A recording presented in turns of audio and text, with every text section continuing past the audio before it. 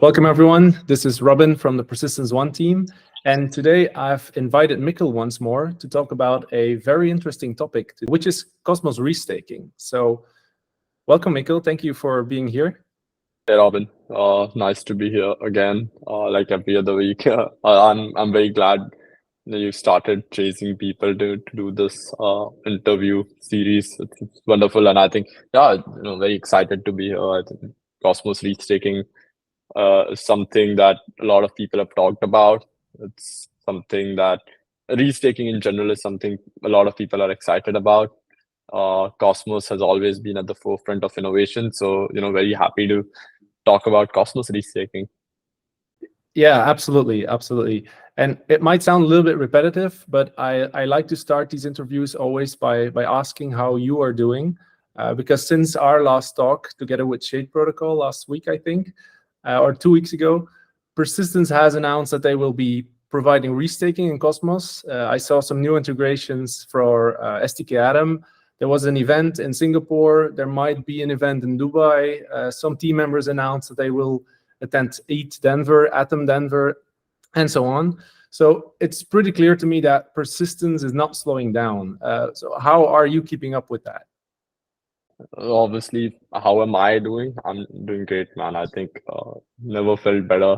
The industry is in a beautiful place. I think everything we've worked on over the last couple of years have started to bear fruits. So it's an exciting time to be in this industry. Regardless, I think even in terms of the excitement around the Bitcoin halving, the excitement around potentially the ETH spot ETF in the future. There are various things happening, and the excitement around Cosmos is super exciting to see as well.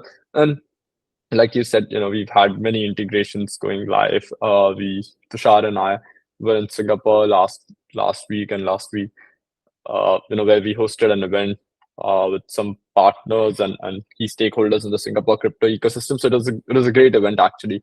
Had the chance to, I think it was right after Chinese New Year, which is a great time to host an event. Also the worst time to host an event in Singapore because people are still out. They're still enjoying their holidays. But we kind of wanted to do this where we do it right after Chinese New Year and get some people in the event. And I think it was a fun event. It was probably the first proper event for a lot of people in this year, which makes it a lot more fun, exciting. So we have the opportunity to meet all our partners, all potential clients, users, potential all the key influential people in the Singapore crypto ecosystem. So it's a great event. We might be doing something similar in Dubai next week, this week.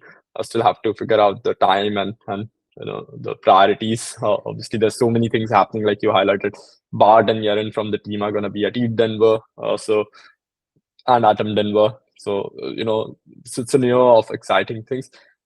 We talking about restaking. It's something we've been internally discussing for a few months now, and it's great to be able to share with the community that we are working on restaking within Cosmos. Restaking as a concept within Cosmos has existed for a while. Restaking within Cosmos in practicality has also existed for a while now. But what's super exciting is to tweak certain things around restaking and build the infrastructure for liquid restaking in Cosmos. And that's kind of what excites me and some of the team members here at Persistence Labs. So yeah, very excited to be here and talk about things. I'm obviously it's hard to keep up with everything. The great thing is we have a very strong foundation and a very strong team that helps me not worry about everything. So I focus on things that move the needle, and talk about Cosmos restaking everywhere I can. So very excited about that. Yeah, well, it's amazing to see or to hear everything that you are doing. And although I know we can talk about a lot of things now, I want to focus on restaking, which is the topic of today's call. It fired up a bit of discussions in Cosmos and got a lot of people excited about this. But can you tell me what the thought process was behind bringing restaking to Cosmos? Yeah, so I think maybe a better way to frame this would be restaking in Cosmos has already is already existing.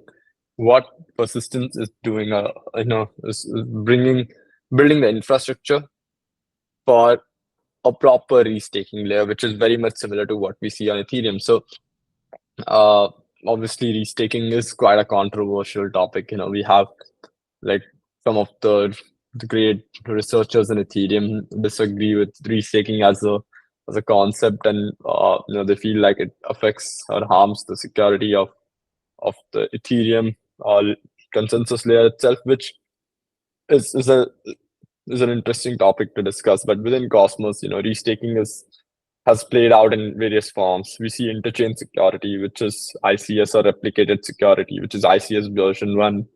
Replicated security is a form of restaking because atom stakers are securing not just the Cosmos hub, but also securing Neutron, which is an atom consumer chain, ICS consumer chain, and Stride, which is another, Cosmos hub consumer chain. So Atom, if you stake Atom, you're securing not just the Cosmos hub, but two other chains. So you're earning rewards in the form of Atom, in the form of Stride tokens, in the form of Neutron tokens, which is what restaking is about, where you use your assets, you use your staked assets to secure not just one chain or service, but other chains, other services as well. So you're kind of staking your assets, but also restaking them to secure additional chains. So that concept has existed in Cosmos for a while.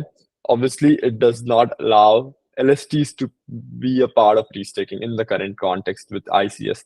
But there's another, version of restaking within Cosmos, which is leveraging the Alliance module, the Terra Alliance module, which was built by TFL last year. Now, this Alliance module is a simplistic module which uh, allows two different chains to build monetary alliances, wherein you can do cross-chain staking. So you have, let's say, XPRT as the native staking token of persistence, and you have, Luna as the staking token of Terra. Excuse me. You could potentially do, cross-chain staking where XPRT is staked on the Terra chain, or Luna is staked on the persistence chain. So Luna stakers on the persistence chain on XPRT staking rewards, while XPRT stakers on the Terra chain on, Luna staking rewards. So that's a simple form of, cross-chain staking. But what the Alliance module allows you to do is to whitelist any asset and stake them on another chain. So imagine liquid stake tokens like STK Atom, ST Atom, Q Atom. You could potentially whitelist these assets as restakeable or alliance assets, where you could bring STK Atom, ST Atom, Q Atom on the persistence chain and restake them, or lock them in the on the chain, or stake them potentially. But what is happening is you're essentially restaking your assets, because just by holding STK Atom or ST Atom or Q Atom, you have a position of staked Atom. But by locking them up again on the persistence chain, you're restaking them to earn XPRT rewards. You're earning Atom staking rewards, you're earning XPRT staking rewards. That is the concept of restaking that is in the current context, what Alliance module enables. So we have these two different forms of restaking in Cosmos today.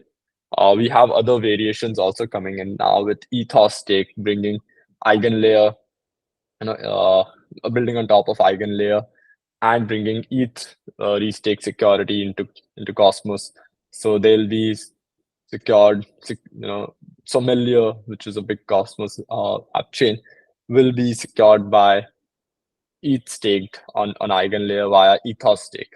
Now there's other forms as well, which is Babylon, where you can have BTC security on any Cosmos chain, but that's not restaking. That's more around because BTC itself is not a restakeable asset. It's not a stakeable asset. So it just brings BTC staking. So there's various forms of staking, restaking happening within Cosmos. One is BTC staking. The other is Ethos, stake, that's bringing eigenlayer restaked ETH into Cosmos for security. And then there's the Alliance module, and then there's interchain security already. So these forms exist today. But what we want to do is more exciting, and that's where I think we'll dive in as we progress. But yeah, I think I might have covered a few of the points that you would have had brought up anywhere often. But yeah, that's kind of what restaking looks like in Cosmos, and what restaking as a concept is, what the Alliance module is. Yeah. Yeah, well, it's definitely a lot of information to take in, but as you mentioned, you covered a lot of things that I wanted to ask you. Um, but what would you say that makes restaking in Cosmos different from restaking in Ethereum? So, very good question. How is restaking different in Cosmos compared to Ethereum? I think the core differentiator in today's context is that on Ethereum, you have ETH staking, you have ETH staking, and you have liquid restaking. Uh, in fact, you have staking, liquid staking, restaking of native ETH or liquid staked ETH, and then you have liquid restaking protocols that issue liquid restake tokens. In Cosmos, with for example, with replicated security, you have restaking in a different form. It's just native atom staking where the end user does not even have to do anything. As an atom staker, you don't even have to move your assets to any other contract. You're not taking any additional contract risk.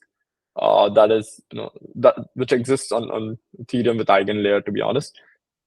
But you cannot lock up your liquid stake tokens to secure other chain services to restake. That's a big differentiator. The other differentiator I would say is the absence of liquid restaking protocols and liquid restaking tokens. And that's where persistence comes in, where the infrastructure that we want to build is to enable the creation of liquid restaking protocols and liquid restaking tokens, which makes things a lot more exciting. Well, now coming back to Cosmos, you mentioned already the Alliance module and quickly explained how it works. But it's the Alliance module that will allow persistence.one to offer restaking, right?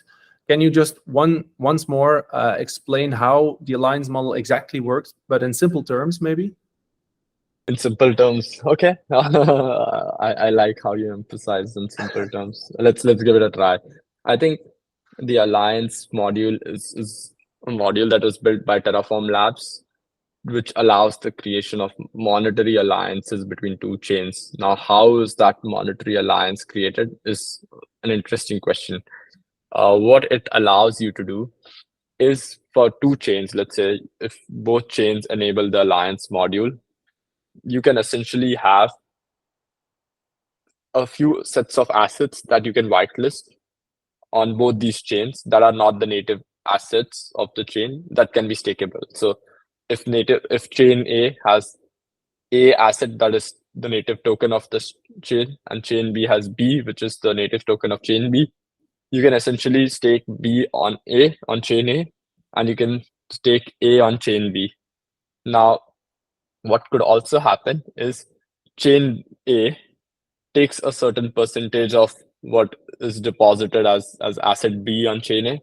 That's called the take rate, where a portion of the deposited asset B can be used on chain A to be distributed to chain A to stakers of A. So, like if let's now, I think I've complicated this quite a bit with chain A and chain B. Let me make it simple with just using examples where people can actually understand what chain A, chain B is. So let's assume chain A is persistence, chain B is Terra, asset A is XPRT, asset B is Luna.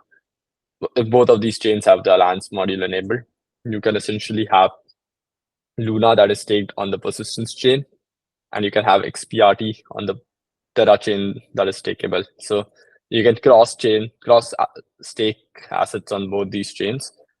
At the same time, there are a few concepts that matter, right? Like what kind of a monetary alliance is this, you'd question. So as an XPRT staker, if you see value in staking your XPRT on the Terra chain because Luna staking rewards are higher, you could potentially do that.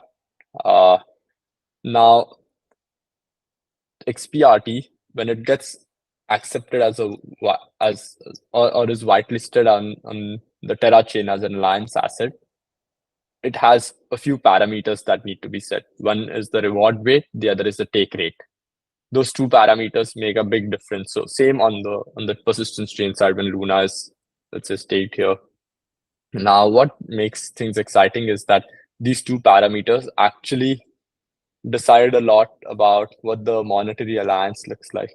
So the reward weight essentially means if Luna stakers get 10% staking rewards, a portion of that goes to XPRD stakers in the Terra chain. and that is dependent on the reward weight that is set for XPRT as an alliance asset. Similarly, on the persistent side is Luna, which will have a reward weight that is attached to Luna as an asset. Thus, some XPRT inflation would go towards Luna stakers as per the reward weight. Similarly, there's a concept of take rate, which means how much of the assets that are getting deposited on each chain, which are not native assets, go to stakers of native coin stakers of those chains. So those are two concepts. Obviously, we don't need to go into those details here, but these parameters are set by governance, and they make a big difference in defining what kind of a monetary alliance there is. How we want to leverage the alliance module is by enabling the creation of multiple whitelisted alliance assets, which are liquid stake tokens that allows people to stake their LSTs onto different chains. So yeah, that's kind of the alliance module and how we want to leverage it. But the alliance module will just be the base layer infrastructure for what we want to build. We'll leverage that to just have LSTs deposited onto persistence and be stakeable. But on top of that, we'll build various things, which I think briefly talked about on one of the X spaces. And I don't think we need to go into all of that just yet, but that's kind of what we are trying to do. Maybe just a little more practical question. Let's say I have STK DYDX, ST Osmo, Q Atom, Milk Tia. Those are all LSTs from liquid staking providers. Can I just transfer them to the persistence chain and restake my assets? Or what would it take for my LSTs to become a restaking asset once restaking is live? Yeah, so I think what would it take? It would take the persistence chain governance to approve these assets as alliance assets and set the parameters which we talked about, reward rate, take rates. Once these are set, the parameters are set, you can essentially bring all these assets on the persistence chain and restake them. Thus, your earning staking rewards in the form of either DYDX, TIA, Osmo, and I think Atom, and along on top of all these XPRT. And is the process of restaking, is that similar to what I already know from staking, like where I choose a validator to trust my delegation to, and if I'm not happy anymore, I just redelegate it or unstake it? Or is it more like what I know about liquid staking on persistence right now, where I just restake it and it gets distributed towards the entire validator set based on the persistence delegation mechanism? Yeah, I think the way you put it, the first situation where it's very much similar to staking is what restaking looks like. So I don't think you have to do anything other than obviously selecting your validator of choice and delegating to them. But that's pretty much what staking is, right? So it's very much like staking. All right. Well, I'm just trying to think as a user right now. So let's say my LST of choice has passed governance on persistence.one chain. I restake them with the validator of my choice. Now, what extra rewards will I actually be earning, and how will these rewards all be distributed towards other restakers, but also to native token stakers? Very good question. I think the answer is also fairly straightforward. We talked about it already. I think reward distribution is very straightforward. You have, let's say, XPRT as an asset here in this example, which is the main reward asset that you earn. You have XPRT inflation trickling down into a fee collection pool. You have transaction fees trickling down into a fee collection pool. And you have the take rate from all the different LSTs or alliance assets all trickling down into the fee collection pool and are distributed to the persistence validator set, which then goes to like delegators as well, right? So validators and delegators receive rewards accordingly. So yeah, it's a fairly straightforward process. There's nothing complicated there. Okay, and now from a persistence point of view, how do you want to use this alliance module? I think I did briefly mention this at the start of the interview as well, but in very simple terms, what we want to do is use the alliance module as the base layer, build on top of it the infrastructure to allow different protocols to come in and issue liquid restaking tokens and allow the creation of restaked Atom, restaked Osmo, all those different assets. That's kind of what we want to do.